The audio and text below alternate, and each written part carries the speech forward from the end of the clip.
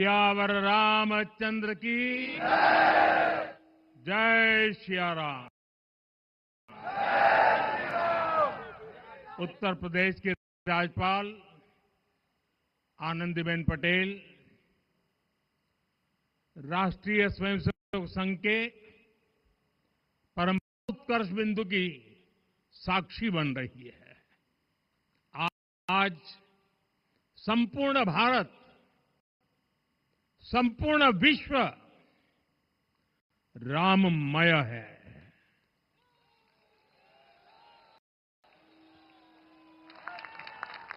हर राम भक्त के हृदय में अद्वितीय संतोष है, असीम कृतज्ञता है, अपार अलौकिक आनंद है। सदियों के घाव भर रहे हैं।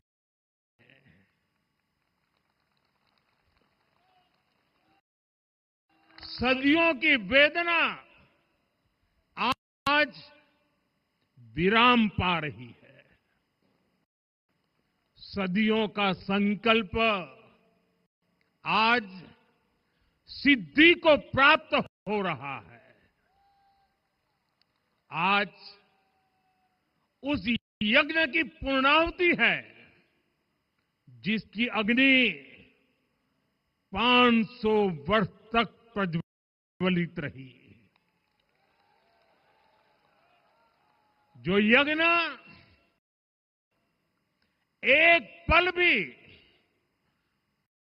आस्था से डिगा नहीं, एक पल भी विश्वास से टूटा नहीं। आज भगवान श्री राम के गर्भगृह की अनंत ऊर्जा, श्री राम परिवार का दिव्य प्रताप इस धर्म ध्वजा के रूप में इस दिव्यतम भव्यतम मंदिर में प्रतिष्ठापित हुआ है। और साथियों, ये धर्म ध्वजा केवल एक ध्वजा नहीं, ये भारतीय सभ्यता के पुनर्जागरण का ध्वज है।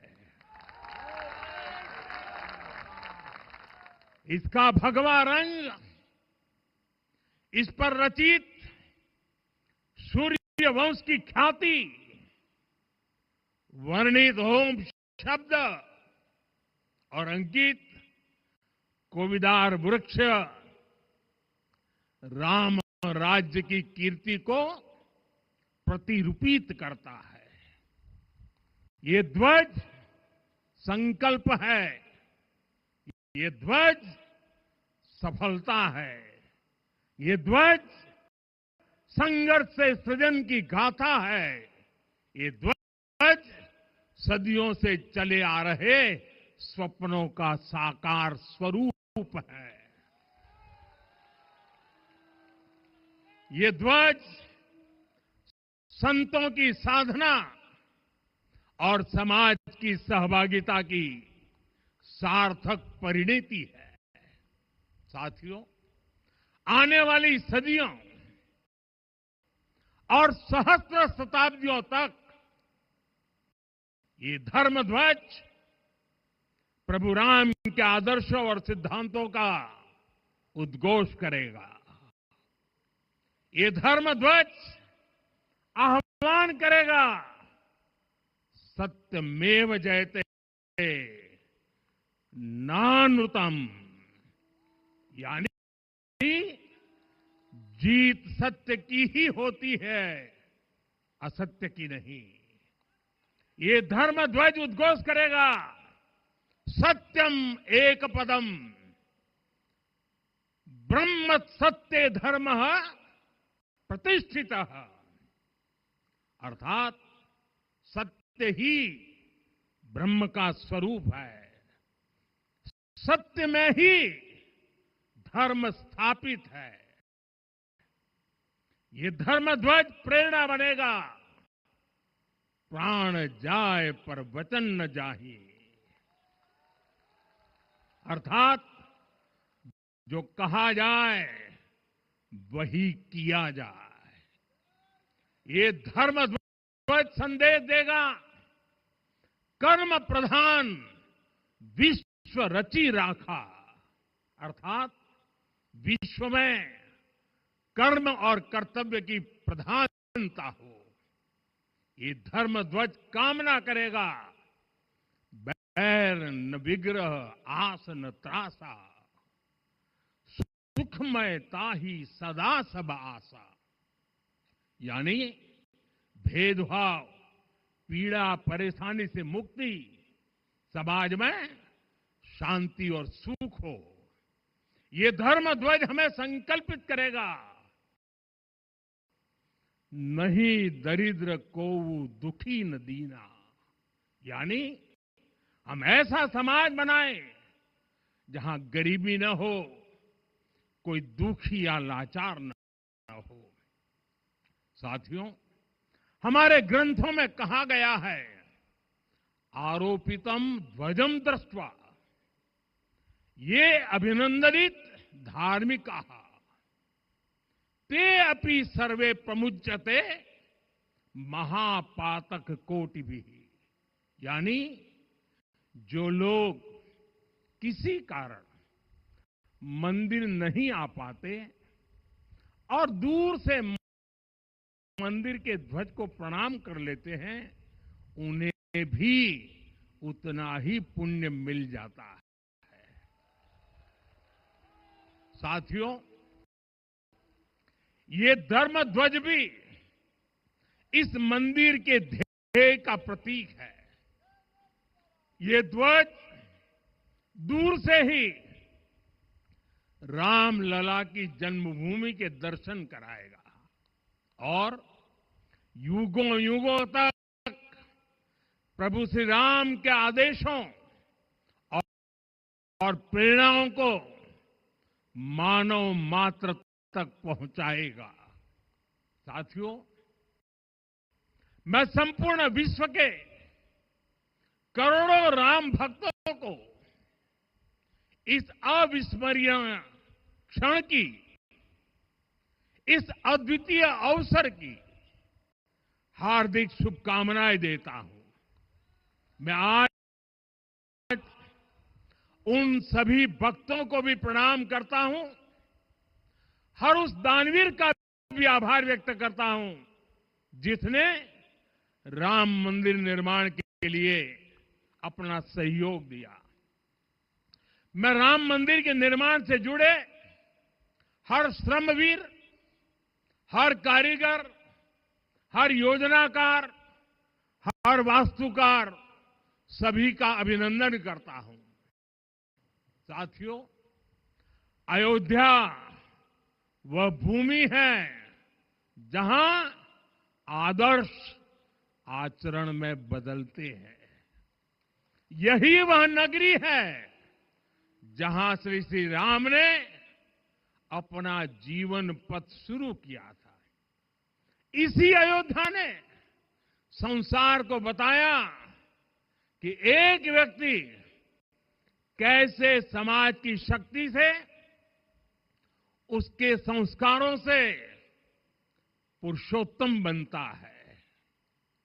जब श्री राम अयोध्या से वनवास को गए तो वे युवराज राम थे, लेकिन जब लौटे तो मर्यादा पुरुषोत्तम बनकर के आए और उनके मर्यादा पुरुषोत्तम बनने में महर्षि वशिष्ठ का ज्ञान, महर्षि विश्वामित्र की दीक्षा, महर्षि अगस्त्य का मार्गदर्शन, निषाद राज की मित्रता, मां शबरी की ममता, भक्त हनुमान का समर्पण, इन सब की अनगिनत ऐसे लोगों की महत्वपूर्ण भूमिका रही है। साथियों, विकसित भारत बनाने के लिए भी समाज की इसी सामूहिक शक्ति की आवश्यकता है। मुझे बहुत खुशी है कि राम मंदिर का दिव्य प्रांगण भारत के सामूहिक सामर्थ्य की भी चेतना स्थली बन रहा है। यहां 7 मंदिर बने हैं। यहां माता शबरी का मंदिर बना है, जो जनजातीय समाज के प्रेम भाव और आतिथ्य परंपरा की प्रतिमूर्ति है। यहां निषादराज का मंदिर बना है। ये उस मित्रता का साक्षी है जो साधन नहीं, साध्य को, उसकी भावना को पूजती है। यहां एक ही स्थान पर माता अहिल्या है, महर्षि वाल्मीकि है, महर्षि वशिष्ठ है, महर्षि विश्वामित्र है, महर्षि अगस्त्य है और संत तुलसीदास है। रामलला के साथ साथ इन सभी ऋषियों के दर्शन भी यहीं पर होते हैं। यहां जटायु जी और गिलहरी की मूर्तियां भी है, जो बड़े संकल्पों की सिद्धि के लिए हर छोटे से छोटे प्रयास के महत्व को दिखाती है। मैं आज हर देशवासी से कहूंगा कि वो जब भी राम मंदिर आए तो सप्त मंदिर के दर्शन भी अवश्य करें। ये मंदिर हमारी आस्था के साथ साथ मित्रता, कर्तव्य और सामाजिक सद्भाव के मूल्यों को भी शक्ति देते हैं। साथियों, हम सब जानते हैं, हमारे राम भेद से नहीं, भाव से जुड़ते हैं। उनके लिए व्यक्ति का कुल नहीं, उसकी भक्ति महत्वपूर्ण है। उन्हें वंश नहीं, मूल्य प्रिय है। उन्हें शक्ति नहीं, सहयोग महान लगता है। आज हम भी उसी भावना से आगे बढ़ रहे हैं। पिछले 11 वर्षों में महिला, दलित, पिछड़े, अति पिछड़े, आदिवासी, वंचित, किसान, श्रमिक, युवा, हर वर्ग को विकास के केंद्र में रखा गया है। जब देश का हर व्यक्ति, हर वर्ग, हर क्षेत्र सशक्त होगा, तब संकल्प की सिद्धि में सबका प्रयास लगेगा। और सबके प्रयास से ही 2047 जब देश आजादी के 100 साल मनाएगा, हमें 2047 तक विकसित भारत का निर्माण करना ही होगा। साथियों, रामलला की प्राण प्रतिष्ठा के ऐतिहासिक अवसर पर मैंने राम से राष्ट्र के संकल्प की चर्चा की थी। मैंने कहा था कि हमें आने वाले 1000 वर्षों के लिए भारत की नींव मजबूत करनी है। हमें याद रखना है, जो सिर्फ वर्तमान का सोचते हैं, वो आने वाली पीढ़ियों के साथ अन्याय करते हैं। हमें वर्तमान के साथ साथ भावी पीढ़ियों के बारे में भी सोचना है, क्योंकि हम जब नहीं थे, ये देश तब भी था। जब हम नहीं रहेंगे, ये देश तब भी रहेगा। हम एक जीवंत समाज है। हमें दूरदृष्टि के साथ ही काम करना होगा। हमें आने वाले दशकों, आने वाली सदियों को ध्यान में रखना ही होगा। और साथियों, इसके लिए भी हमें प्रभु राम से सीखना होगा। हमें उनके व्यक्तित्व को समझना होगा। हमें उनके व्यवहार को आत्मसात करना होगा। हमें याद रखना होगा, राम यानी आदर्श, राम यानी मर्यादा, राम यानी जीवन का सर्वोच्च चरित्र, राम यानी सत्य और पराक्रम का संगम, दिव्य गुणे शक्र समो रामः, सत्य पराक्रमः। राम यानी धर्म पथ पर चलने वाला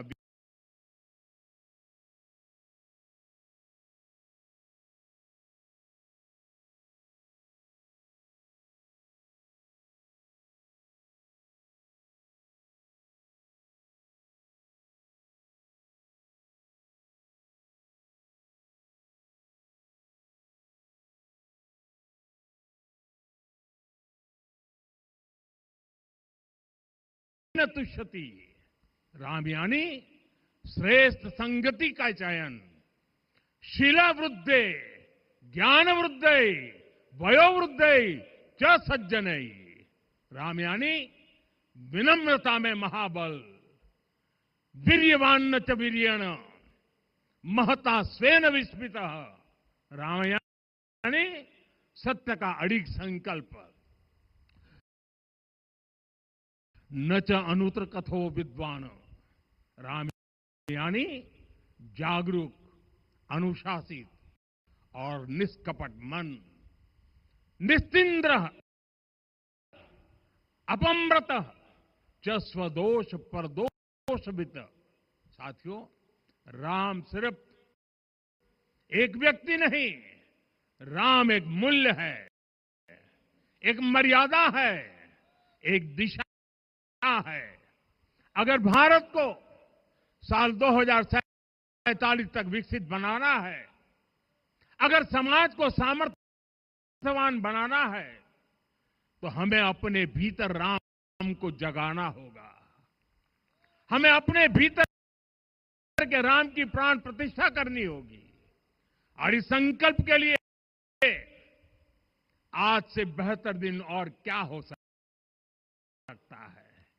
साथियों, 25 नवंबर का यह ऐतिहासिक दिन अपनी विरासत पर गर्व का एक और अद्भुत क्षण लेकर आया है। इसकी वजह है धर्म ध्वजा पर अंकित कोविदार वृक्ष। ये कोविदार वृक्ष इस बात का उदाहरण है कि जब हम अपनी जड़ों से कट जाते हैं तो हमारा वैभव इतिहास के पन्नों में दब जाता है। साथियों, जब भरत अपनी सेना के साथ चित्रकूट पहुंचे तो लक्ष्मण ने दूर से ही अयोध्या की सेना को पहचान लिया। ये कैसे हुआ, इसका वर्णन वाल्मीकि जी ने किया है। और वाल्मीकि जी ने क्या वर्णन किया है? उन्होंने कहा है, विराजित उद्गत स्कंधम कोविदार ध्वजः रथे। लक्ष्मण कहते हैं, राम, सामने जो तेजस्वी प्रकाश में विशाल वृक्ष जैसा ध्वज दिखाई दे रहा है, वही अयोध्या की सेना का ध्वज है। उस पर कोविदार का शुभ चिन्ह अंकित है। साथियों, आज जब राम मंदिर के प्रांगण में कोविदार फिर से प्रतिष्ठित हो रहा है, यह केवल एक वृक्ष की वापसी नहीं है, यह हमारी स्मृति की वापसी है, हमारी अस्मिता का पुनर्जागरण है, हमारी स्वाभिमानी सभ्यता का पुनः उद्घोष है। कोविद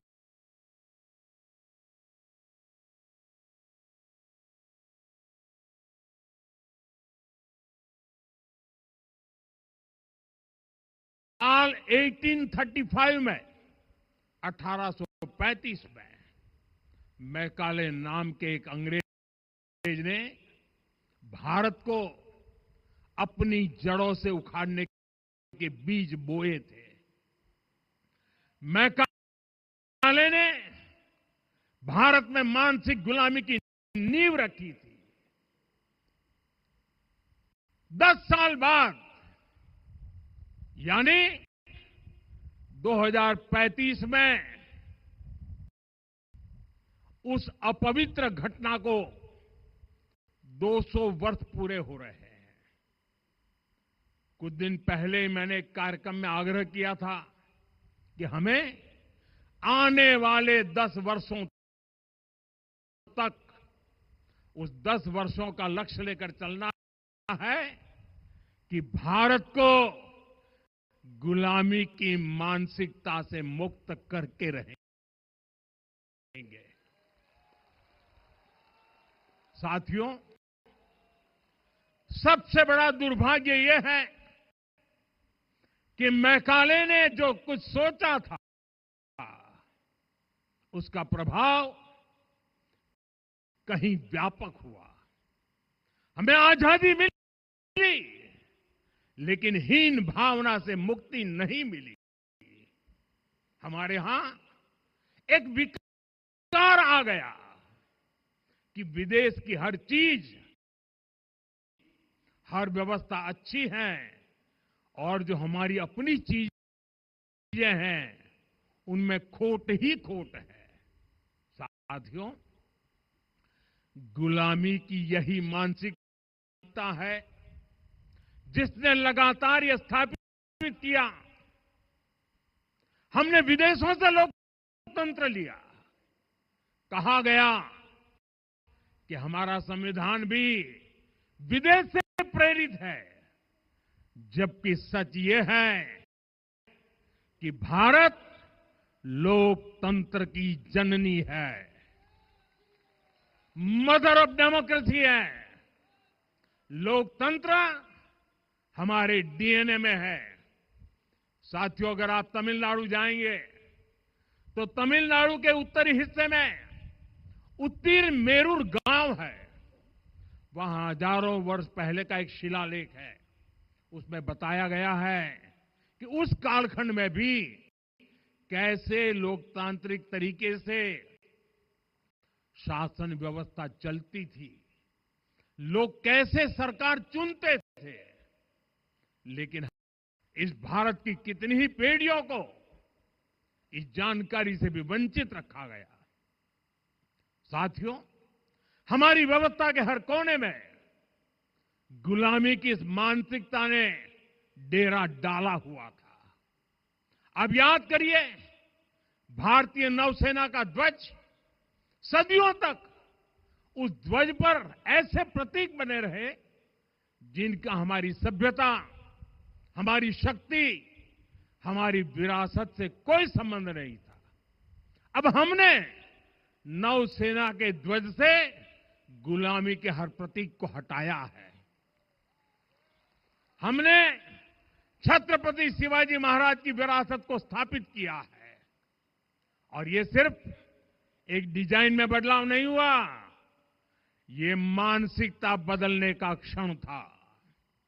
ये वो घोषणा थी कि भारत अब अपनी शक्ति अपने प्रतीकों से परिभाषित करेगा, न कि किसी और की विरासत से। और साथियों, ऐसा आत्मविश्वास बढ़ेगा कि 2047 तक विकसित भारत का सपना पूरा होने से भारत को कोई रोक नहीं पाएगा।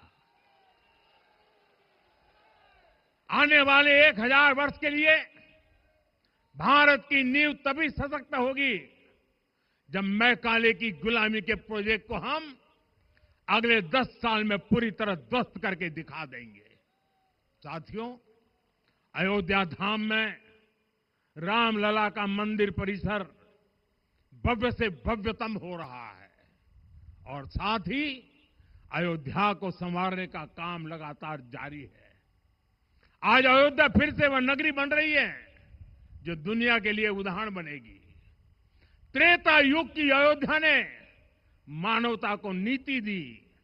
21वीं सदी की अयोध्या मानवता को विकास का नया मॉडल दे रही है। तब अयोध्या मर्यादा का केंद्र थी, अब अयोध्या विकसित भारत का मेरुदंड बनकर उभर रही है। साथियों, भविष्य की अयोध्या में पौराणिकता और नूतनता का संगम होगा। सरयू जी की अमृत धारा और विकास की धारा एक साथ बहेगी।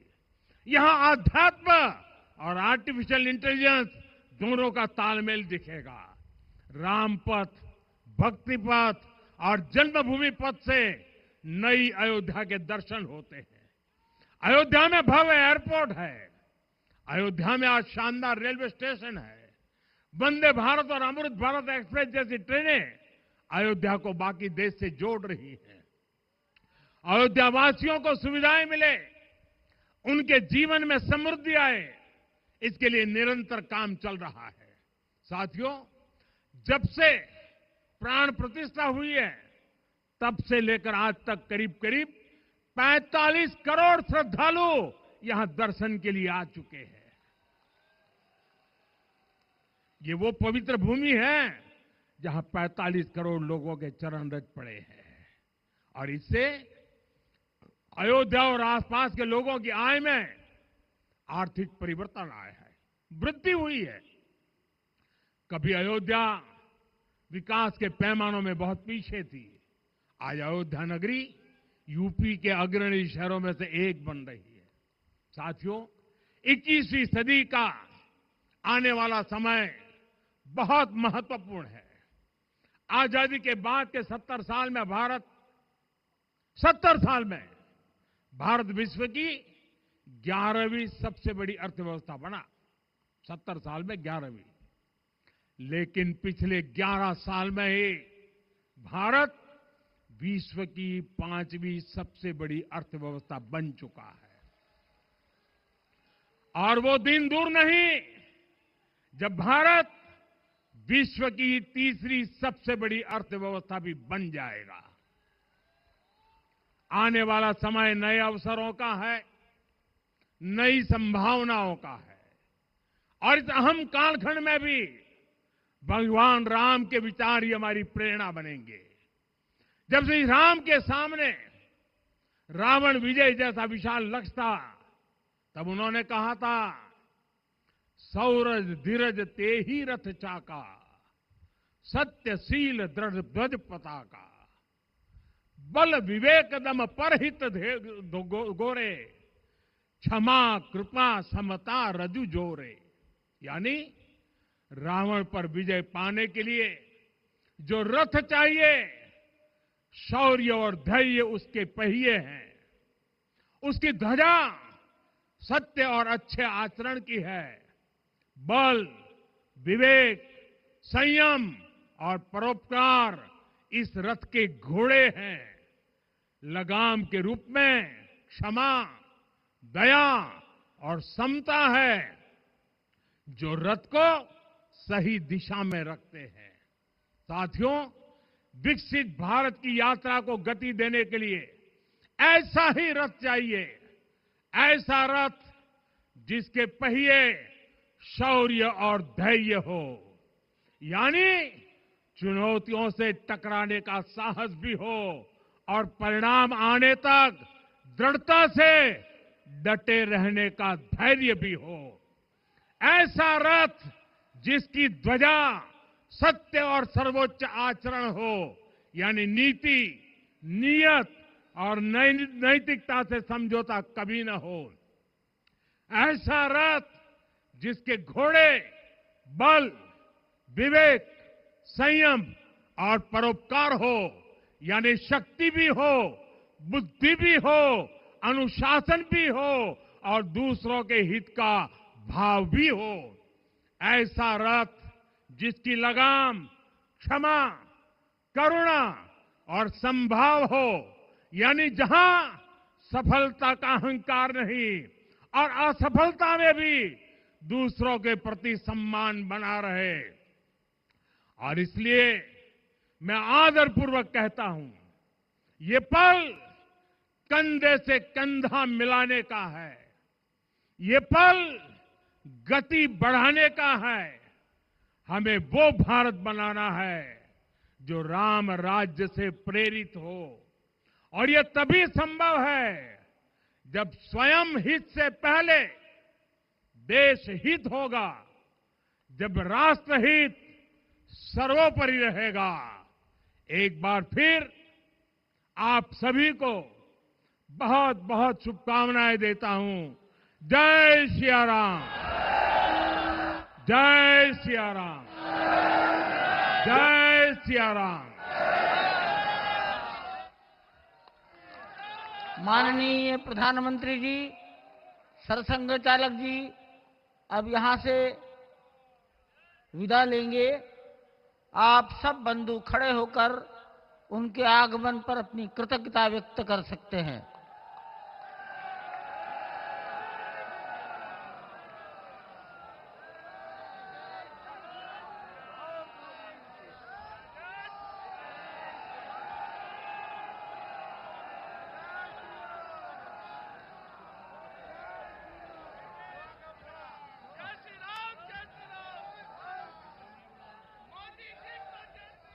पूज्य महंत नृत्य गोपाल दास जी को प्रधानमंत्री जी ने चरण स्पर्श किया। वो मंच से नीचे उतर रहे हैं, उत्तर की दिशा पर आएंगे। इस मंदिर के निर्माण में वर्ष 1949 में हनुमानगढ़ी के बाबा महंत अभिराम दास जी महाराज, कल्याण के संपादक हनुमान प्रसाद जी पोद्दार, गोरखनाथ पीठ के महंत दिग्विजयनाथ जी महाराज और 1983 से श्री दाऊदयाल खन्ना,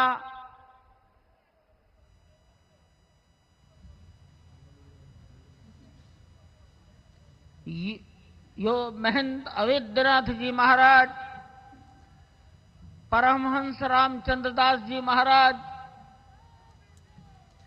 जगत गुरु शंकराचार्य ज्योतिष स्वामी संतानंद जी महाराज, राम जन्मभूमि परिसर में उपस्थित जनता जनार्दन का जगत गुरु रामानंद ऐतिहासिक क्षण, स्वर्णिम अध्याय, अयोध्या के सांस्कृतिक चेतना के उत्कर्ष के साक्षी स्वरूप में पहुंचे प्रधानमंत्री नरेंद्र मोदी, और उन्होंने मंदिर के उत्तुंग शिखर पर धर्म ध्वजा का आरोहण किया।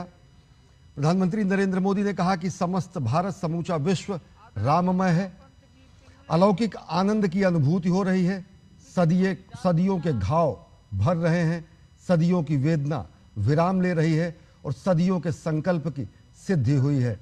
अभिवादन स्वीकार कर रहे हैं प्रधानमंत्री नरेंद्र मोदी जनता जनार्दन का, संत समाज का, अवधपुर वासियों का, वहां पर उपस्थित जन समुदाय का। कई सारे संदेश भी प्रधानमंत्री के संबोधन में पूरे विश्व के लिए थे। सबसे बड़ी बात कि उन्होंने कहा कि भारत, हमें वो भारत बनाना है जो राम राज्य से प्रेरित हो, स्वहित से पहले देश हित को प्राथमिकता देनी है, राष्ट्रहित को सबसे ऊपर रखना है। स्पष्ट तौर पर उन्होंने कहा कि अगले 10 वर्षों में हमें भारत को गुलामी की मानसिकता से बाहर निकालना है, और अगर हमें आने वाले 1000 वर्षों की एक मजबूत नींव का निर्माण करना है तो अगले 10 वर्षों में ये कार्य सभी को मिलकर करना होगा। ये पल कंधे से कंधा मिलाने का है, देश की प्रगति की गति को बढ़ाने का है। एक बार फिर से उन्होंने विकसित भारत का जो लक्ष्य है उसकी याद दिलाते हुए उन्होंने कहा कि भगवान श्री राम के जीवन से प्रेरणा लेते हुए, सभी को साथ लेकर के चलते हुए मानवता के विकास का एक नया मॉडल जो अयोध्या की धरा से संपूर्ण विश्व को मिलने जा रहा है, वही आने वाले दिनों में देश के विकास का नया आदर्श, नए कीर्तिमान स्थापित करेगा। प्रधानमंत्री नरेंद्र मोदी ने कहा कि पूरी दुनिया को संदेश यहां से जाता है, कर्म प्रधान विश्व करी राखा। पूरी दुनिया से इस धर्म ध्वजा यह संदेश देती है कि नहीं दरिद्र कोई दुखी नहीं ना। पूरी दुनिया को यहां से संदेश जाता है कि यह मंदिर के ध्येय का प्रतीक है और आदर्श को आचरण में समाहित करने का उन्होंने आह्वान किया। उन्होंने आह्वान किया विकसित भारत के लक्ष्य को हासिल करने का और विकसित भारत के लक्ष्य को हासिल करने के लिए जो मूल मंत्र उन्होंने दिया, जो विजय रथ जनता जनार्दन के लिए बनाने के लिए उन्होंने कहा, तो उन्होंने कहा कि सौरज धीरज जहि रथ चाका, सत्यशील दृढ़ ध्वजा पताका, बल विवेक दम परहित घोरे, क्षमा कृपा समता रज जोरे। एक समत्व रूपी मर्यादित स्वरूप में सत्यशील, बल विवेक, इनके समुच्चय के स्वरूप में समूचे भारतीयों का उन्होंने आह्वान किया कि विकसित भारत के निर्माण के लिए प्राण प्रण से जुट जाएं और अगले 2047 तक विकसित भारत के स्वप्न को साकार करें। गुलामी की मानसिकता को अगले 10 वर्षों में समाप्त कर देने का आह्वान किया प्रधानमंत्री नरेंद्र मोदी ने। मैकाले की 1835 में शुरू की गई उस छद्म, कुंठित और गर्हित आशय को समाप्त करने का उन्होंने आह्वान किया। श्रद्धाउन्नत हैं, विनयाउन्नत हैं जनता जनार्दन के सामने प्रधानमंत्री नरेंद्र मोदी, और गर्व से धर्म ध्वजा लहरा रही है मंदिर के उत्तुंग शिखर पर। वह धर्म ध्वजा जो भगवा है, जो केसरिया है, जिसमें तप है, तपश्चर्या है, बलिदान है, हमारे पूर्वजों का रक्त है, रुधिर है, हमारा स्वेद है, हमारे जौहर हैं, हमारे पराक्रम है, हमारे पूर्वजों के अभिमान है। प्रधानमंत्री ने कृतज्ञता ज्ञापन भी किया, हुतात्माओं का तो श्रद्धांजलि भी अर्पित की और साथ ही साथ आह्वान किया विकसित भारत के निर्माण का।